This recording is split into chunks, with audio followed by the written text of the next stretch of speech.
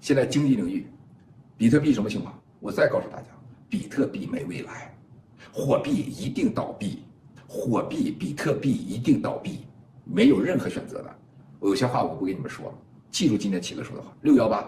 比特币是共产党和伊朗和俄罗斯最大的一个洗钱犯罪的工具，是和西方所谓蓝金黄最大的罪恶工具。昨天我和某国家2号领导人深刻的交谈了2个半小时，我相信这个人未来是世界的领导人，而且这爆料革命新中国联邦我相信他一定会支持。我马上要黑个咱们的老朋友，要在这儿吃个早午饭，开个会据说王岐山刚跟他见过面，他说我要跟你谈谈王岐山，不知道王岐山给我捎啥信儿啊？我操，刚跟王岐山见过面，还是一外国人，他俩能说啥呢？我还不知道呢大概也就10来分钟就到了。昨天晚上睡得很少，前天晚上没睡好，因为太多会了，睡就是怎么就打坐就找不到嘣一下的感觉，所以昨天是很多事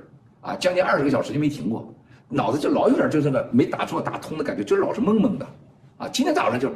啪一下就开了，一闪，这脑子就啪一闪，行了，这今天一天这脑子就清楚。说这个打坐有多重要？信仰